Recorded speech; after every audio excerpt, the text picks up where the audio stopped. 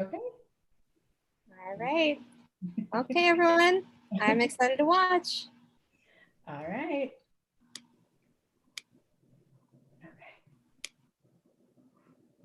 Okay. Angelina, you're gonna take it away. Okay, yeah. Hi, everybody. Welcome to Boozy Book Broads on your Friday night. Lovely, everyone joining us. Thank you so very, very much. We are super excited to have Jackie Lau as our guest this evening. We're going to be talking about a match made for Thanksgiving this evening, getting ready for the holiday in a week. And Jackie, living in Canada, has already celebrated it, but we'll talk a little bit about the differences there and how Thanksgiving is going to be a little bit different this year, but still lots of fun. But this evening, we're going to be talking about awkward family gatherings and fun one-night stands and delicious foods, and also about series. Jackie is just this incredibly prolific writer, so we're looking forward to talking about how she just gets into series after series after series. We always want to thank Love Sweet Arrow for hosting this for us. If you are interested in buying Jackie's collection, Holiday with the Wongs, you can pre-order that now. You can go to that, get that at lovesweetarrow.com. Get all of your holiday needs taken care of at lovesweetarrow.com because we love them and we want them to be around for years and years to come. We are going, if you have any questions during our chat this evening, please feel free to put them in the chat on the side, I think. I don't know where they are in there, but put those in, and then Marissa will be texting them to us and we will answer them either near the end of the evening or as we go along. The Boozy Book Broad. So we're here to celebrate booze and books and drinks, alcoholic, whatever, but mostly we're here to celebrate adults having a good time. That's the most important thing. We all need to have a really good time right now, more than ever. And so our drink this evening was the mango old fashioned. I don't know. So we had lots of stuff going on. So mango did not go ordered, but wine did. So I'm having wine. I don't know, what is everyone else drinking this evening? So I made the mango old fashioned. Beautiful. Yeah, me too. I did too. I put orange in mine because I am not like a huge whiskey on its own kind of a person. Yeah. So I like added like an extra orange slice and a little bit of like the muddled mango, and I really like it. It looks beautiful too.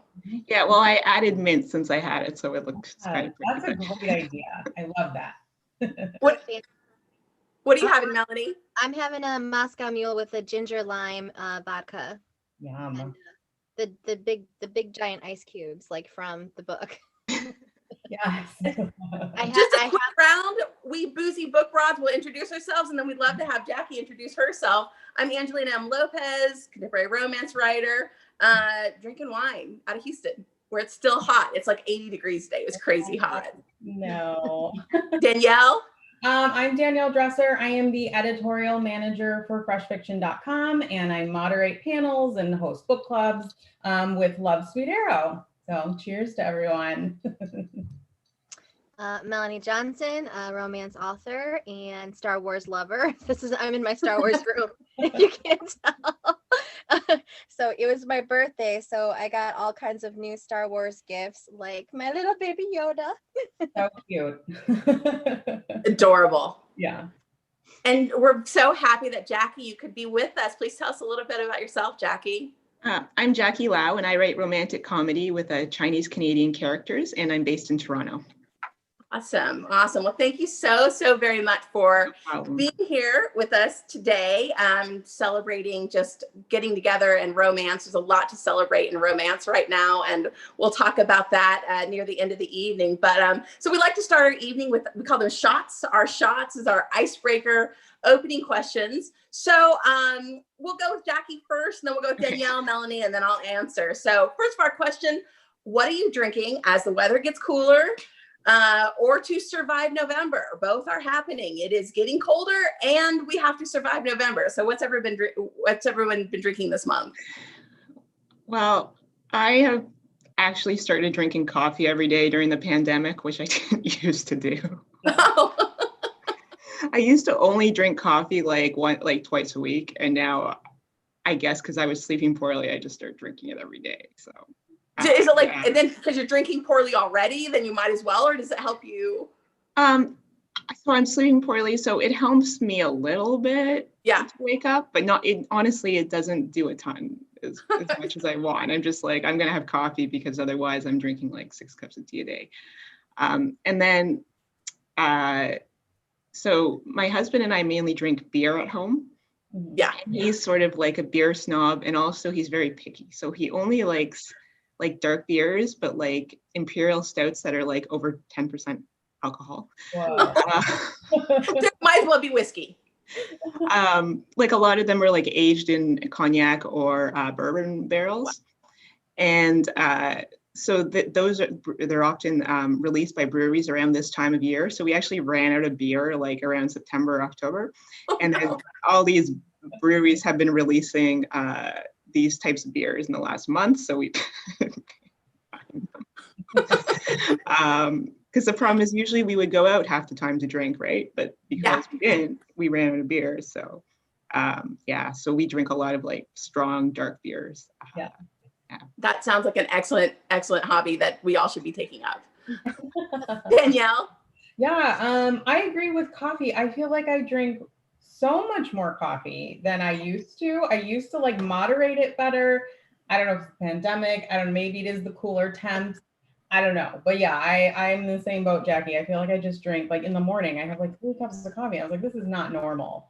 But that's also, you know, remote school as well. And I need to be like wired in to help my first grader try to navigate all of that. And then as far as like, you know, indulgent drinking as well, I feel like I talked about this last month where I was saying like I wanted just like a big vat of like mulled wine, and I've yet to do it. I said I was going to do it and I didn't. I think Thanksgiving is the perfect time to do like a mulled wine or a spiked cider or something like that. So that's where I'm at. Delicious. Melonie? We do Taco Tuesday, so I make sure to make a margarita every Tuesday. That's pretty much as fancy as I get right now. But I make it from scratch with fresh lime. So delicious. That's delicious. We've been getting everything delivered, and I'd ordered a like a liquor run, and then we put it on our bar, and my husband was like, oh, that's a lot of liquor. Like there's a lot of liquor, lots to choose from. But I've been doing Negronis, which is kind of a weird like cold drink, but it with this Campari and all this stuff, and it's got sweet vermouth, so it's really rich. So I've been drinking a lot, just a lot of stuff. It has been, I mean, what a crazy time. So but Negronis have been my go-to drink. So Thanksgiving for a lot of us is going to look a little bit different this year. Jackie, I don't know. So what date was Thanksgiving for you guys? So it's the second Monday in October, I believe. So I think it was about October 12th this year. Though, like we do this stuff on the Saturday and Sunday beforehand. So usually we have a turkey dinner at my grandma's, and then I also go see my husband's family, which is out of town. This year, what happened with my family is actually we decided to do Thanksgiving on Labor Day weekend. Oh, wow. Because that way we could do it outside. Nice. That's a great idea. Yeah, whereas also our cases were fairly low then. Yeah. So my dad's family is not that big, so I think there were 9 of us, and we did it outside. And we didn't do turkey; we just had lasagna, but we had pumpkin pie. And then my grandma actually did make a turkey on Thanksgiving, but we didn't all get together. We were just given care packages. That's so sweet. Yeah, so that was nice. So I did have turkey, but just not with my family. Sure. Yeah. That's lovely. Danielle, what are your plans? So I want to preface this by saying my wedding anniversary is on November 9th. And so the year it was our 7th anniversary, very exciting. But the year we got married, you know, it was like 2 weeks later, it was Thanksgiving. And we were like, we just saw all of you. We don't want to see anyone. Like, leave us alone. No. So Thanksgiving is actually the holiday where we don't go anywhere. We just stay home, the 3 of us. We make enough food for about 15 people. And there are literally only 2 of us eating it because I have a 6-year-old and she is the pickiest eater on the planet. So and then we have leftovers for forever, which is awesome. That's my favorite part of Thanksgiving. So yeah, we're staying home. My husband has a smoker. He's very excited. He's going to smoke a turkey. We got a little young turkey, so it's not too big. And we're going to make a bunch of sides and go from there. So it'll be low key. We'll watch movies. He'll watch football. It'll be fun. That sounds lovely. That sounds so great. I was told that small turkeys were in high demand here this year because nobody was having the big family gathering. So they ran out of the small turkeys and they were selling them for really. I feel awful. I feel like all the little turkeys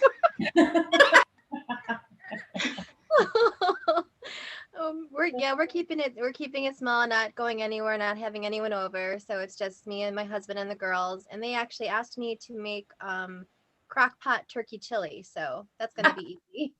Yummy. Yeah. I saw that on your, I think, Twitter or something. That was so lovely. You're like, yes, thank you. That's exactly what I want to make. I want to jump in and just say in the chat, Stacy, Melonie to you wants to wish you a happy birthday. Oh, thank you. Because, yeah, I think a belated birthday, but happy birthday. It was last Saturday, yeah. So Yeah. last week ago. Yes.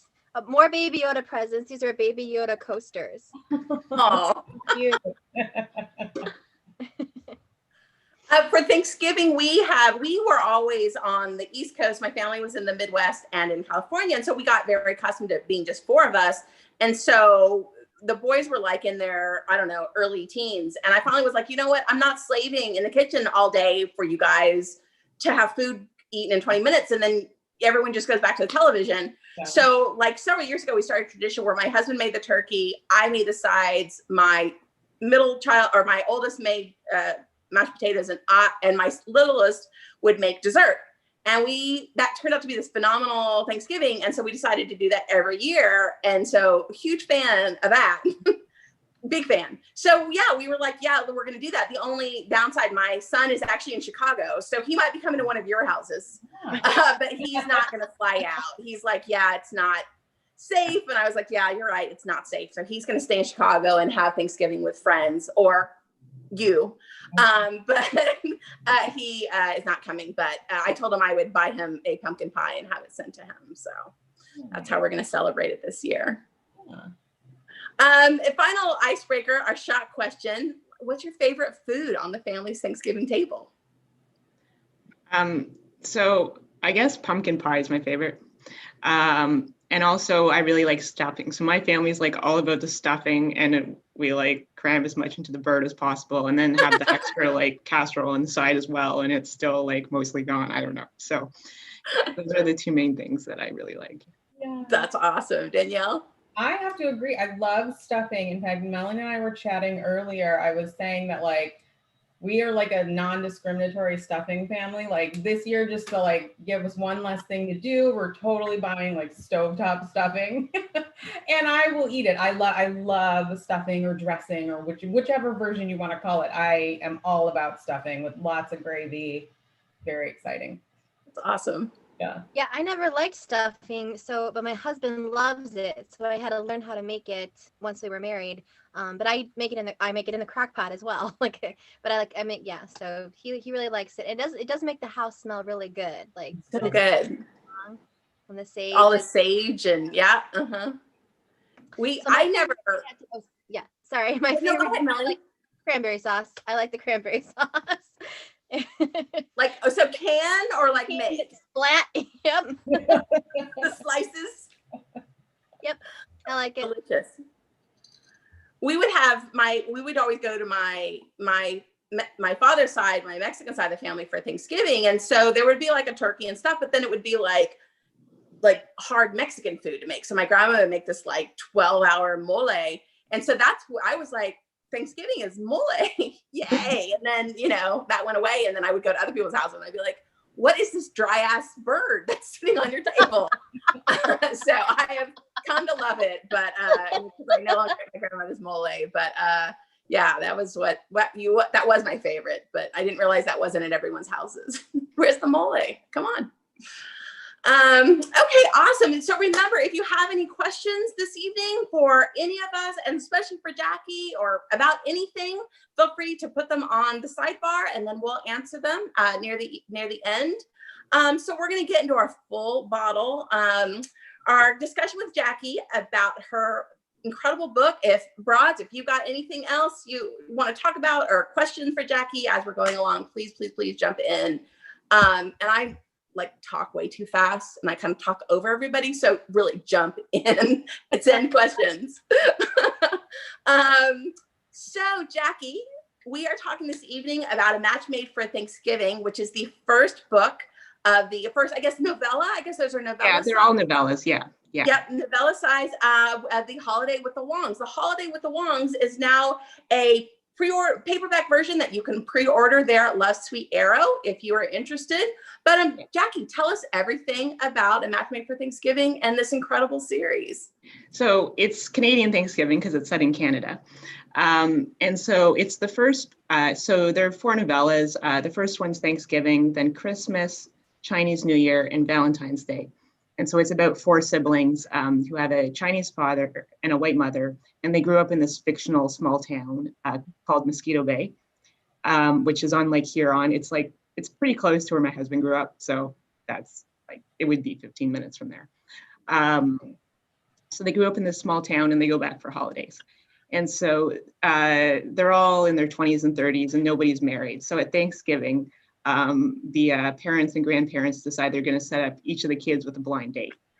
And so the hero of the first book is Nick, and the heroine's Lily, and she's actually set up with his older brother, but Nick and Lily had previously had a one-night stand. So they had a one-night stand, and then she shows up at his Thanksgiving dinner with his family. It's phenomenal. It's phenomenal. The awkwardness and the tension is incredible. And it's free right now at all retailers. So it'll be free for the rest of the year. So, you talk about that you write generally do try to focus on low conflict books. And what is that accurate? Like, that's how you describe your writing. One of the things I found so phenomenal about this is and I only recognize this because I am definitely a high conflict writer. Your books are so gripping and so entertaining and so page turning, and the kind of the conflict that may not exist quite so intensely with the couples is definitely brought in with the family, and the family having a lot of strong opinions about how their children should be living their lives and what they should be doing with them. And so how do you use the family to kind of create, is that your goal, is to kind of create the family, to create this, tension or awkwardness, or to kind of bring that? That's definitely like the families partly for comic relief and also to provide, the families I write are mostly supposed to be like loving but slightly overbearing, but not really toxic. So that's sort of the idea, is that they provide conflict by getting involved in their children's lives. And a lot of it is actually not based on personal experience at all. So. Okay, so that was the next question. Are these from personal experiences? No, not really. So especially not the matchmaking thing. So I've been with my husband since I was 21. So I guess nobody had a chance really anyway, because we started dating when I was in university. So I don't know what would have happened if I'd been 30 and single. Maybe it would have been different. But I've been with the same person for a long time, and my brother married his high school sweetheart. So so its family dynamics aren't really like my family. And especially not the grandparents. Like, I know a lot of people like my grandmothers in that series and in some other series. They're not like my grandmothers at all. I guess the families are there. So my mom passed away 10 years ago. And so some of their interactions are sort of like inspired by my relationship with my mom. Because it sort of feels like that sort of family setting is like the closest I get to feeling like I have a mom. So that's probably partly why I write them. And definitely her and I had like a sort of like combative relationship. You do such a nice job of creating that tension. And again, a little bit of this, like, these people that you want to push back on, like, I know what I want in my life. And yet there is so much affection and true love there too. Yeah. So that's like, like sort of inspired by my relationship with my mom, whereas like always, no mom, I don't need that. No mom, I don't need this. I don't need that. Why are you like, which my dad is not like that at all. Yeah. My dad has gotten me a Christmas present maybe like 3 times ever. Oh. Like it's crazy. Whereas my mom would just be like finding excuses to buy things for me. Not, of course, that my dad doesn't love me. We talk on the phone 5 times a week, but he doesn't like show affection by buying things for me. Yeah, yeah. No, it's and also the way the grandmother and grandfather interact too, you know, and the kind of like yelling and we love each other and then shouting opinions about how the kids are doing it wrong. Like all of that whole dynamic is again this wonderful tension of like annoying, and yet it's so driven. The intent is so obvious. The intent of caring for these kids. So again, it's a low conflict book, but with stuff on the line. There's real stuff on the line. Yeah. And the other thing is too, is when I write about Asian characters, like I really want to write about families and not just have like the Asian characters surrounded by a whole bunch of white friends. And that's it. Like, it was always really important to me to show families. So usually the family is an important part of my books. Yeah, no, and it's lovely. It's really, really well done. And again, as someone who like values my angst and my conflict, I'm like, I am riveted and I have to know what's going to happen next. So you do it beautifully. The other thing you do beautifully that made me like, I have to know what's next is from page 1, the way you describe food and drink in this book is so magical. Like the first thing is a black tea cocktail. And then she's like, no, I want mango juice. And then the sliders, what kind of sliders were they? Do you remember? Like char siu with a barbecued pork. Oh God. And yeah, and all of that. And then the sex break to go get dumplings and the bubble, like all of it. So is this, so first of all, before I want to ask you a question, I want to ask the other broads, was there like a moment in the book you were like, I have to have that food right now as you guys were reading? Yeah, I was like ready for dumplings. I think when I read this book like over a weekend, you know, and I'm pretty sure I was like, we have to order some dumplings right now. You know, like I was so hungry We did. the entire time. So yeah, I think the dumplings are my favorite. They just seemed awesome. Melonie? Oh, yeah, because when we were in Montreal, actually, there is a little Chinatown in Montreal, and we went to a dumpling place there, and all I could think about were those dumplings we had at this little place in Montreal. I had to watch them make them, and they were so good. And so, yeah, definitely want to go get some dumplings. And we did. We actually ordered dumplings because of the book. We live in Houston now. We lived in Northern Virginia. And they didn't have soup dumplings anywhere. And so I like immediately, it was like, there's a ton of dumpling places around here. And I got this like enormous spread. I should have taken a picture because I was like, I have them. I do have a question. Are soup dumplings different from like pan-fried dumplings or dumplings you would order? So soup dumplings, they're not actually dumplings and soup. They actually like sort of have a little bit of soup or liquid inside them. And they're sort of differently shaped. They sort of almost look like they're not pyramids, but like sort of tied at the top. They're a slightly different shape. So yeah, they're very liquidy and juicy inside. I don't actually know how they do that because it seems like I actually build dumplings like that. They put like it's a jelly like a jelly consomme. I saw like a cooking show, but they put a little disc of like consomme in it that's like frozen. When they make them. Yeah, I figured it had to be frozen. Yeah. Yeah, or like frozen or like refrigerated, but like Jell-O. Yeah. That when you steam them, then that becomes the soup in the dumpling. So Melonie, it's like a dumpling, but with a little soupy juice inside and then like a little hunk of meat. And so you clip into the dough and then all of this delicious broth comes out with this little hunk of meat. They're so good. So this is what your book did, Jackie. So is food generally an important part of what you write? And then I was really fascinated by the use of food in this book, considering that it was so specific, but nobody's like a chef or something. You know, there was so much food, but it wasn't inherent. You know, like I said, like there wasn't a chef or something like that. It's just something you use a lot. And why do you make it a rule? I sort of started doing that unintentionally, and then I guess was not with Grumpy Fake Boyfriend, but with Mr. Hotshot CEO. And then people started talking about it. So then I started doing it more deliberately, I guess. but I think that it sort of happened just because, so I do have a couple books where people work in the food business, but mostly it's just people going out to restaurants a lot. And like, I live in a big multicultural city, and that's just before the pandemic, like something we would do a lot, right? There's so much food to have and all that. So it was sort of just me writing, like, I like going out for food. Like, it wasn't really anything more complicated than that. Well, and Toronto does have so many great places and such variety. So yeah, it does. So.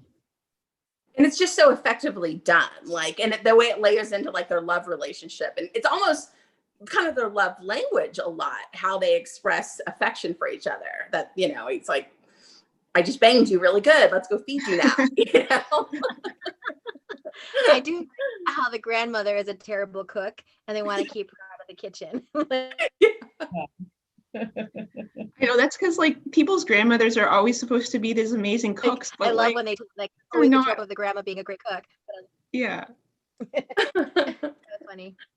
So jumping into that, then the other thing that I really, you know, loved about this book, and it's not spoilery to say this because it happens in the first chapter, is this, or, you know, very early, is this really amazing one night stand. It's this incredible one night stand, like 0 to no angst, other than her just saying like, I think I want to do a one night stand. And he's like, okay, like he's available. So you have another book called Pregnant by the Playboy that is also now for sale at Love Sweet Arrow. And that is also, I understand, that this really idealized one night stand. Tell us a little bit about that. Tell us about Pregnant by the Playboy. So she meets, so he's a playboy who sleeps around a bit, and she just goes to this very fancy party with her friend, and she hasn't had sex in a long time. She's like, I'm gonna get laid. And she sees him and she's like, I want him. And so they decided, he sort of like actually goes down on her at the party. And then they go back to his place and they basically just have sex for 2 days. That is so like a 2-night stand. So it's a 2-night stand. Yeah. So they first have sex against the door, and you know, then she's like, they're like, yeah, we'll just spend the whole weekend together. And then she gets pregnant.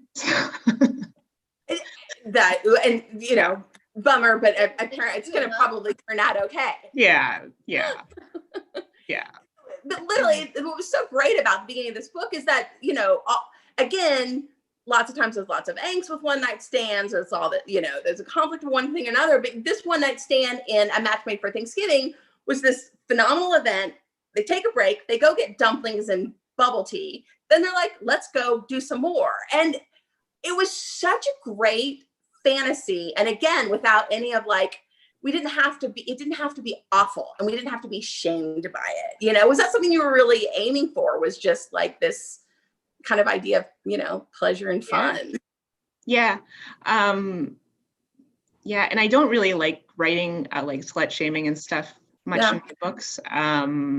Or if I do, then it's clearly like something that's shown to be wrong. So it's just, she wants to have fun. And I guess the thing is, like, a lot of stuff that I'll like see conflict. I'm like, I don't like that conflict, so I'm just not putting it in, right? So I don't know. It's just, I'm sort of conflict averse, I guess. Like, that's just. I joked in our notes. I wrote questions for this evening. I joked to them. I was like, if one night stands were that good, I would have had a lot more of them. I'd start having them again. Like, oh my god. Yeah. It's fabulous. It's like when she's like, one night stands are awesome. Yeah. Yeah, it's so fabulous. And again, I mean, as I enlightened as we all should be, it's just, even in romance, it's not how they're portrayed a lot of times, you know. And again, a lot of times, especially if it's the beginning of the book, it's setting up it's there to set up conflict. So it's not how it's portrayed as two people enjoying themselves, seeking pleasure. And it definitely should be. I mean, it'd be great if people got to just enjoy themselves a lot more like that. Yeah. Jackie, getting a little bit into the craft side, you are an astonishingly and enviably prolific writer. As I'm writing my 3rd book in 3 years, you always seem to be tackling a new series, which is, I mean, again, that feels like a lot. So how do you go about getting yourself mentally and creatively out of one series and then into another, and especially as quickly as you seem to be able to do it. It's really interesting.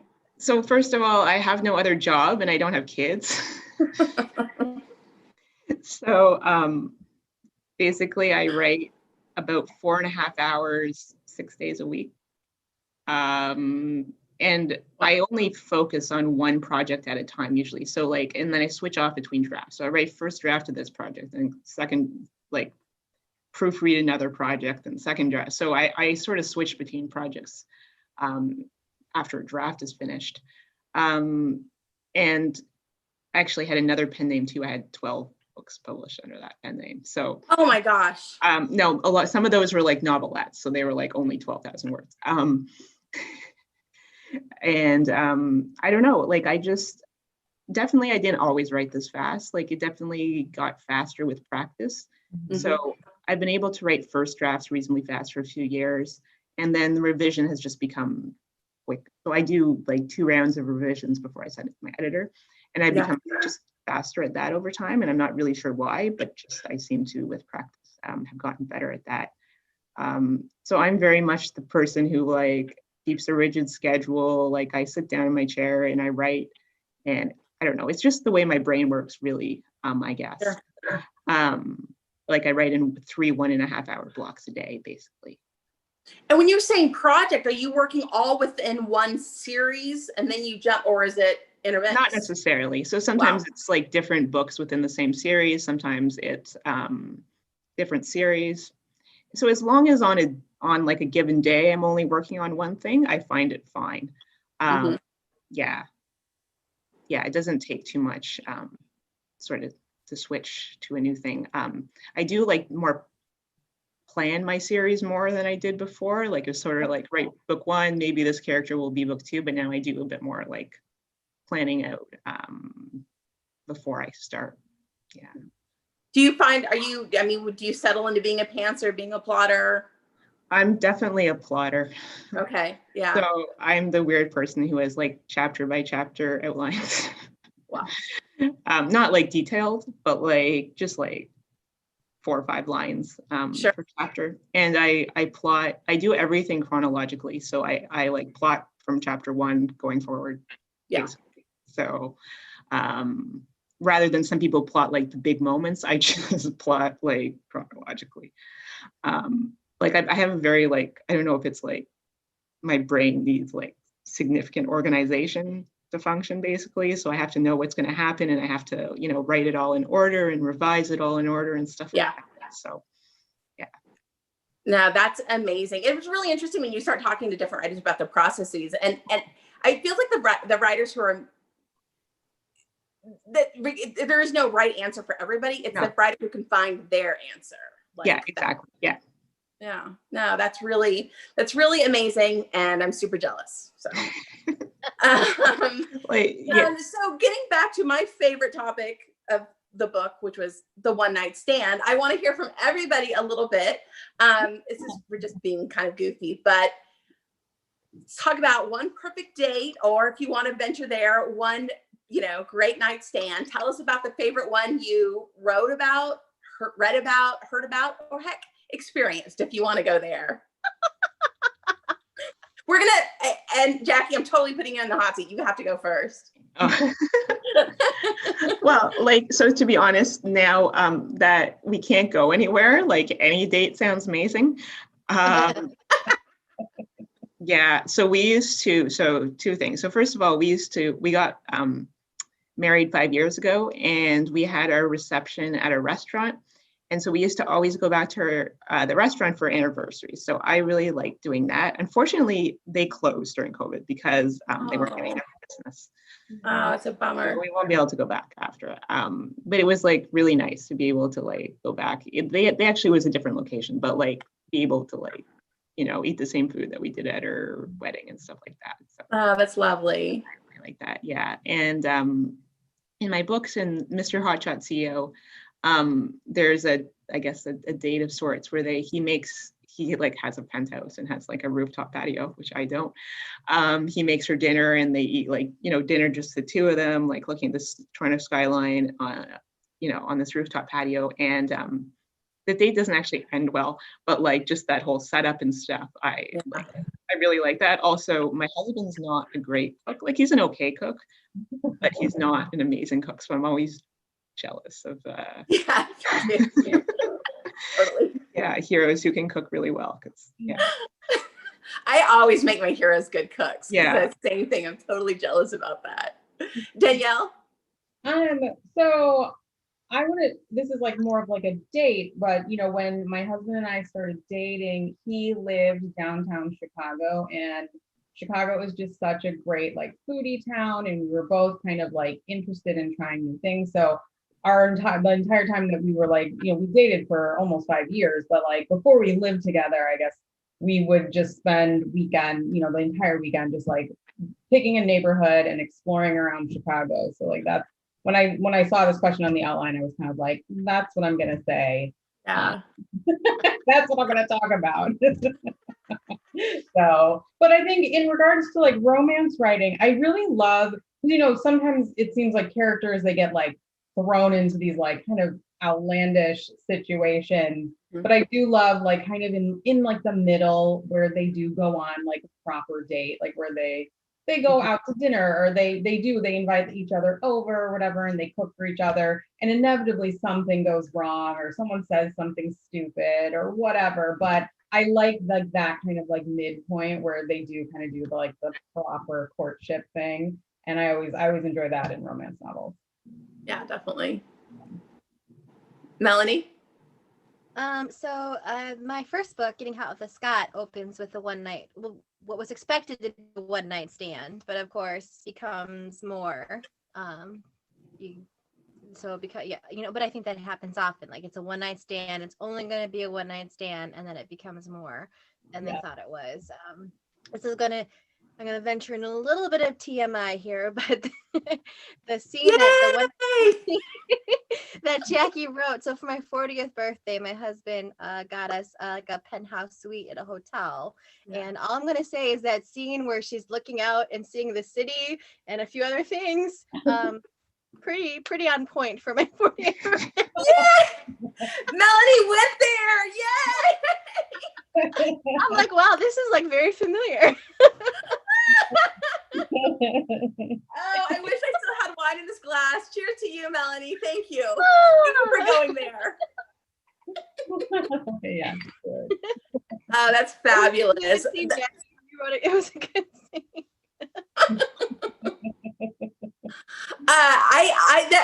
I wrote this question down because there's a story I want to figure out how to put into a book somewhere at some time. But when we were in college, my husband and I knew a guy who was a graduate student, and I don't even like know his name or anything, but he was a pretty buttoned up guy. And but some evening, for whatever reason, he started telling us a story that he's a graduate student, and he had a huge crush on his TA. And she was only a few years older than he was, but huge crush. And kind of started realizing as the semester went along that she might have a crush on him too. And I think I figured out something where she wasn't going to be grading his final, something like that. I don't remember. But so he takes the final, and she's like proctoring it. He takes the final, or whatever it is that graduate students do, takes it, leaves. It's middle of the night, it's wintertime in Kansas. He goes to a flower shop. He buys a dozen of something, whatever, goes to her house, knocks on the door. She opens it, and he doesn't leave for the weekend. And my husband and I were like, yeah. And she was a girlfriend at that point. Like then they were dating, and it was had this wildly hot story coming out of this very mild-mannered guy. Was like the best thing in the whole world. So every time I think of like these, like one night, I'm like that. And I haven't put it in the book yet, but it's going to end up at some point. He's like the beta in the streets, alpha in the sheet. Oh my God. It was hot. And again, like just like very mild man, like, well, I did this. And I was just like, can we go play act that right now? Yeah. So my husband and I were actually roommates. So we met because we were living together. So they rented, it was a house with 7 rooms, and they rented them separately.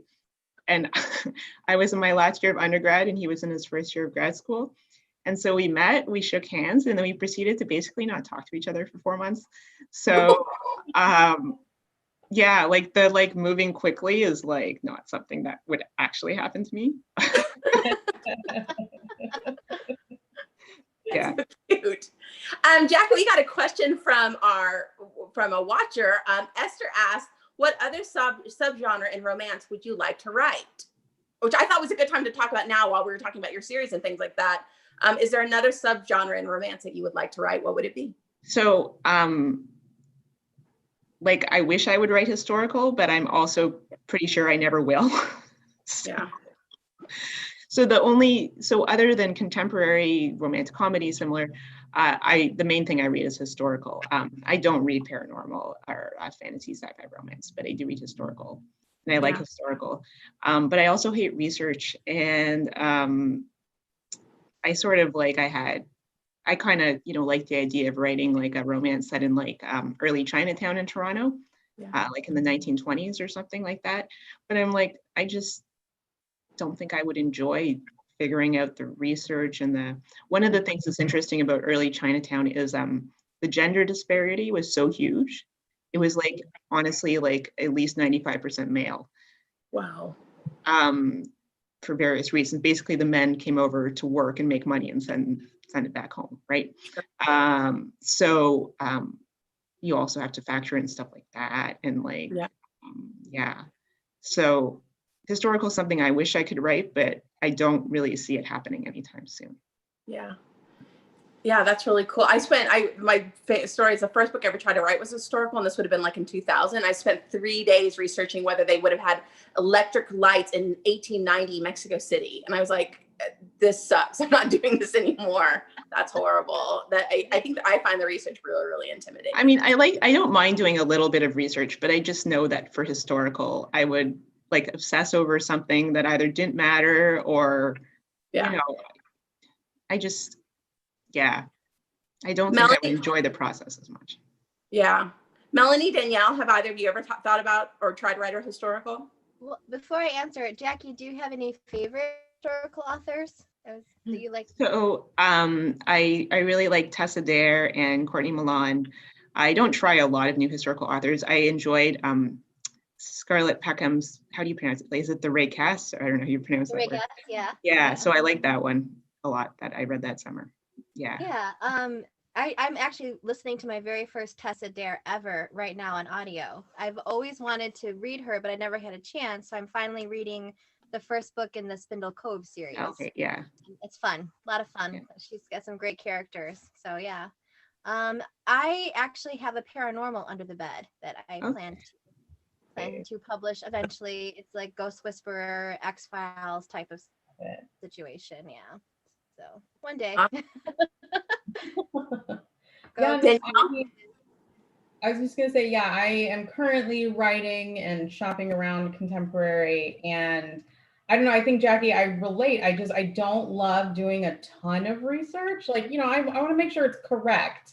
But the idea of doing a historical, I think I would nitpick over every single detail, and it would take me probably 4 years to write, 3 chapters, because that's how meticulous I would be about it. And it just would take the joy out of it, I think. But I love historical romance. Like I read a ton of it. And so, and I mean, Tessa Dare, like top of the list. Tessa Dare and Courtney Milan are like 2 of my favorite authors. So.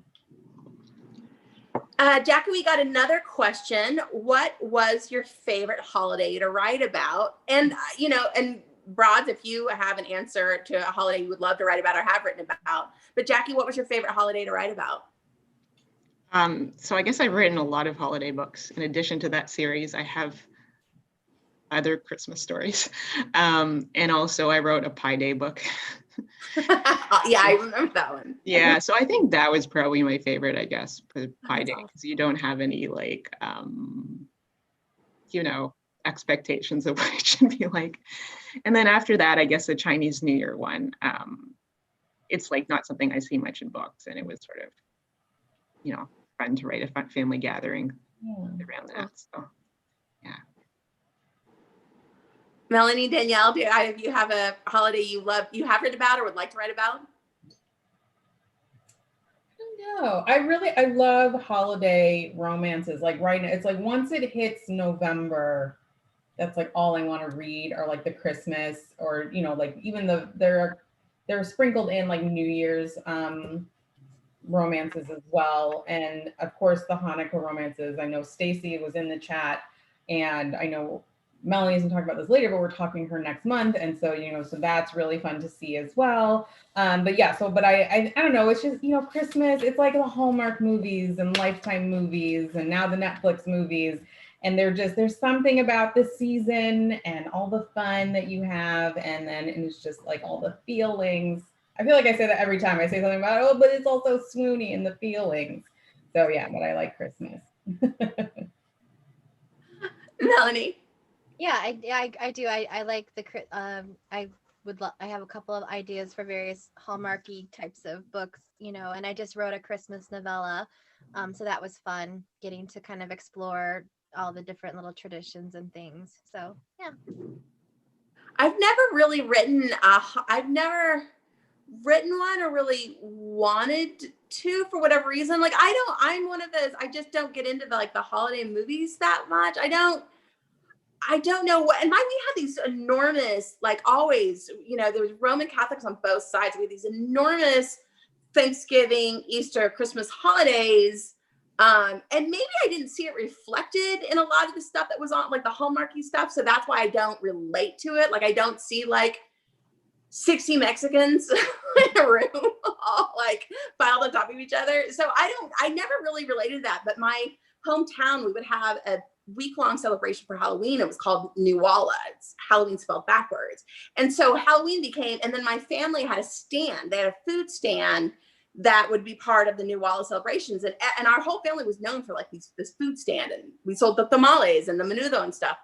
And so I think if I ever wrote one, it would be about this festival, this big, huge Halloween festival in the town and the family and all of that stuff. So yeah, but I haven't yet. So yeah, I do want to write a Halloween novella one day. Yeah, I have like the stock photo picked out, but I don't really know anything else. You've got the cover. I love that so much.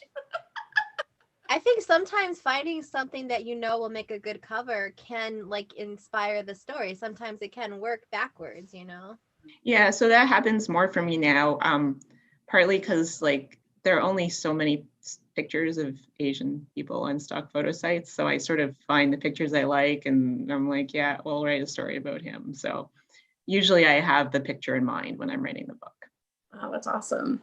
That helps, yeah. So let's start talking about, so Jackie, tell us a little bit about what you've got coming next. When is the Holiday with the Wongs collection going to be available? Okay, so I just got them in the mail like a couple days ago. So it's coming out both in print and ebook on Tuesday. So the print book's $19.99 and the ebook is $3.99, which will go up in December, which is, it'll go up to $5.99. So the novellas are $2.99 each. So it's a good deal if you get it right away. So that's coming out in 2 weeks, or sorry, not 2 weeks. And I guess it's 4 or 5 days now. And then I have my Christmas novella is coming out 2 weeks after that. And it's called Her Pretend Christmas Date. So say it again. I didn't catch it.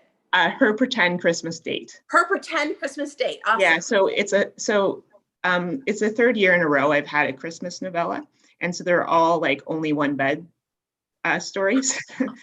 So this one is a fake relationship where basically her her parents are bugging her about not having a proper career, not having a boyfriend, having a roommate. She's turned 30, so she's like, I'm gonna bring home like this nice, proper, serious guy so my parents won't bug me about getting a boyfriend and stuff for the holidays. So yeah. And then obviously they fall in love. Yeah. And their parents like force them to do a gingerbread competition. So. Oh my God. Oh my God, that's adorable. I love it. Yeah. The Hallmark bingo. We have one more question from the guest before we get into, and Jackie, is that what you've got coming next before I jump in there? Yeah. Yeah. Okay, awesome. We have one more question from fans. Do you have fan casting for this series? Does somebody else understand that better than I do? So I assume it's actors that I imagine playing the characters. Oh, fan casting. Okay. Do you have fan casting for the series? That's a great question. I thought that's what that was. No, I don't. That's basically all I can say. We'll work on that. Yeah, okay. For some books I have things in mind, but most of the time, no. And then somebody asked, I'm sorry, in the match made for Thanksgiving, you mentioned the hero looked a little bit like Oh yes, the hero is supposed to look like Henry Golding in that book. Yes. Yeah. Yeah, that's okay. We need to be able to bring those pictures up. Somebody asked, do you look at Murdoch Mysteries and Frankie Drake Mysteries? So Murdoch, I don't know the second one, but Murdoch Mysteries is a Canadian show, I think. Oh, okay. But I've never seen it, so I can't say more than that. My dad watches it sometimes, but I've never seen it. Yeah. And then we've got one more audience. They're coming in fast and furious now. To Jackie, do you listen to music as you write, or are there songs that you associate with your books? So I don't listen to music when I write, and I'm actually not a huge music person, so I never develop playlists or anything like that for my books. It's just not something that really comes to mind at all. Yeah. You make menus. You make food menus instead of playlists. Yeah, really. Yeah. You don't need them. Okay, everybody, thank you for these last minute questions. That was awesome. Before we the Broads are going to talk quickly about what we're doing, but before we do, I'm going to raise my barely wine empty glass. If we could all raise our glasses to Melonie, who made the USA Today bestsellers list. And we were going to toast it last month and completely forgot. So ching ching to an astonishing achievement, Melonie. We're so happy for you. And tell everybody a little bit about the anthology that we're all so excited about. Right. So it's still a great accomplishment, but it's not something I did on my own. I did it with it's a huge accomplishment. I know. Imposter syndrome, it happens. But it was something it's a charity anthology. So the money we raise goes to testicular cancer awareness. And it was something that I was asked to be a part of. And it was kind of just for fun and for charity. A friend of mine, her husband had gone through it. And so I thought it would be a good to do this. And we didn't set out, like some anthologies like set out with a plan to break list. That was not anything in our, like that wasn't part of what we were doing. Like we consciously said, no, that's not what this is for. It's just for charity. But when the first week of sales numbers were coming back, or the first couple of days of sales numbers were coming back, the organizers of it said, oh my gosh, like we're hitting these numbers. We think we could make list. And so we all kind of worked together to do like a promo push. And I did a little more promo than I'm usually comfortable with, talking about the book a little bit more, but it's for a good cause, so you feel okay doing that. And yeah, we hit list, we hit 99. So that's pretty cool. Tell everyone the name of the book, Melonie. It was Jingle Balls, and it was only available for that month. So it's no longer available. But I am releasing my story as a freebie for Christmas. Yeah. Awesome. And is it like newsletter, or how are you releasing it? It'll be a freebie if you sign up for my newsletter. Yeah. Fantastic. And what's the name of your novella? Mine is Cold Cocked by Saint Nick. Awesome. I'm not going to drag this information out of you if it kills me. With all sincerity, we meant to bring it up last month and we didn't, and we're so excited for you. There's zero imposter syndrome. It's an enormous achievement, Melonie. We're so happy for you. Thank you. Thanks. Sing to my empty glass. And so Melonie, while we're talking to you, what do you have coming up next? Is there more amazing stuff? So my next book is a rom-com. It's coming out in July. It is Too Good to Be Real. It's the Corgi book. So if you see the cute little corgi and the seagull with the bikini, that's my book. And I'm writing the next one that's not out till 2022. I'm trying to write the next one. I don't know how Jackie, I am so envious of your set schedule. Like I need that kind of consistency in my life. But yeah, so my new theme is naughty birds, because I have a naughty seagull in the first book, and then the book I'm writing right now, I have a cockatiel who has a very foul mouth. Because he lives in a funeral home that's known for Irish wakes, and he's quite the salty language. That's hysterical. I love it. Yeah. And Danielle, what do you have coming up next? Let me think. I'm like looking at my calendar is up here. In a couple of weeks on through Love Sweet Arrow, same time, same place, but it's on December 9th, which is a Wednesday. I am doing a chat with Reese Ryan and Annie Rains. They both have small town books set in North Carolina. So we put the two of them together and we're going to chat about it.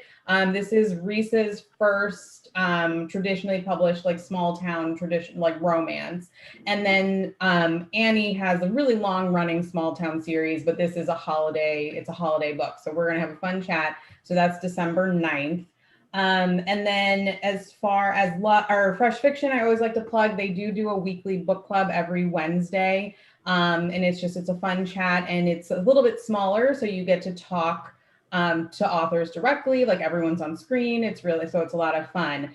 But I do want to talk a little bit. I want to take a few minutes, two things I want to talk about. First, I want to remind everyone to go to lovesweetarrow.com. They have a holiday gift guide. It's really fun. They have 3 different holiday boxes. They have different trope themes. Very, very fun. Check them out. They have different price points. They're heavily curated. They're delightful. And then they also, their merch, their t-shirts that I love. The candle, which again, I had it last time. I don't have it up here now, but it smells so good. I love any reason to just like smell the candle. It's really good. Order it. It's great. A discount for small business Saturday, I think next week. Yes. Yeah. So it's especially, and this is a good place also to remind everyone to sign up for the Love Sweet Arrow newsletter. You get tons of information. And everything that I'm talking about is in it as well. The other thing that I want to mention is if you are part of Romancelandia, I'm sure you've seen something about Romancing the Runoff.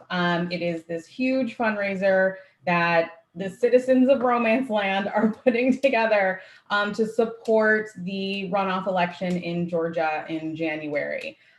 This is directly inspired by the fact that Stacey Abrams is a fellow romance author. She writes under the name Selena Montgomery. Also, fun fact, she has a thriller coming out in May. So while she was literally saving the world, she was also like a deadline, So we are doing what we can to also support her. You should check it out. Every goal that the women who have put together Romancing the Runoff, every goal they've set, they have met it. The extended goal of $250,000 was beat today. It's still going on.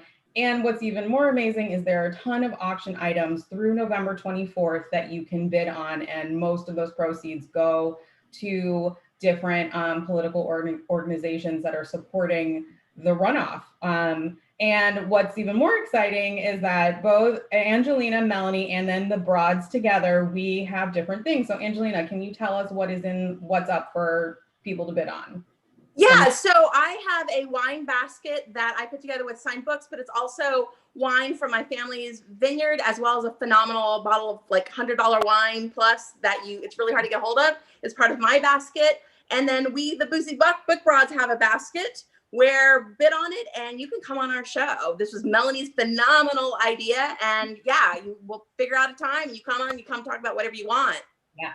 Yeah. So it's like if you have a book, if you're an author, you have a book you want to promote, or if you are a reader and you just want to hang out, or if like my mom did make it to the chat, Mom, if you want to bid and you want to come be a guest, hang out.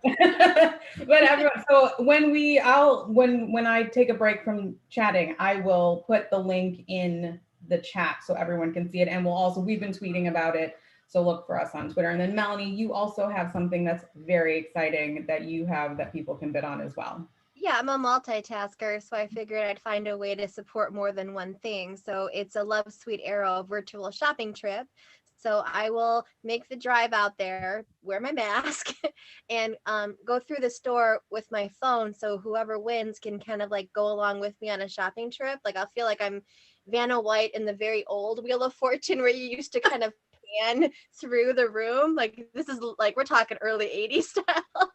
So yeah, so I will take someone on a trip there, let them pick out some books. I'll like scope the secondhand room and look at all the old school covers with them and pay their tab, and then let them pick on a candle or a tote bag and buy that for them. And also they can pick out a book from my series too and throw it all together and ship it off.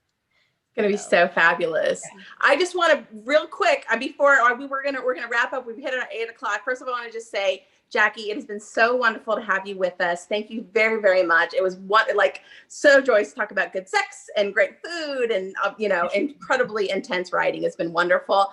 I have something coming out on Tuesday. I have a short story coming out. It's going to be a free short story on Harlequin Online Reads. It's called Dream Girl. I have a sunny Texas bodyguard who runs through my whole Filthy Rich series. And people ask, like, when is Henry getting a book? And I was like, he's not. But Harlequin gave me this opportunity to write a 14,000 word story. So it's going to be released in 20 parts starting Tuesday. Monday. Crap. It starts Monday. Monday through December 20th. So real quick. Do we want to talk about next month? I also wanted to ask, well, because Jackie, I know we have on the 24th, the anthology collection is coming out, but then what else do you have coming out? Oh, so also I have the print versions of my last 2 books coming out then too. So the ebooks came out in September and October, but I didn't get around to doing the print books yet. So. Are those the Cider Girl sisters? Yeah, so those are the Cider Bar Sisters books. Cider So the Bar, first book, is Her Big City Neighbor and then His Grumpy Childhood Friend. So you can get the print books on Tuesday as well. Yeah. Perfect. And you can get those all at Love Sweet Arrow. Yay! Yes. And yes, so next month we are having Stacy Agdern coming on, her book Miracles and Menorahs, and it's perfect because that's the first night of Hanukkah, I think, first or last night. I'm terrible about I was actually trying to find online today what my old family menorah looked like. Like I was trying to find a picture of it, because we'll talk about that next month though, because it's a whole story. My family menorah. I love it. So yeah, Miracle Menorahs next month, December 18th. That's when our next Boozy Book Broads will be meeting. Awesome. Well, Jackie, thank you so much. Thank you, Broads. And thank you always and always, Love Sweet Arrow. Please support your local bookstore and support Love Sweet Arrow, everybody. LoveSweetArrow.com. And I think that's it. Are we good? Yeah, we're good. Yeah. All right, everyone. Good night. Jackie. It was great having you. Yeah, thank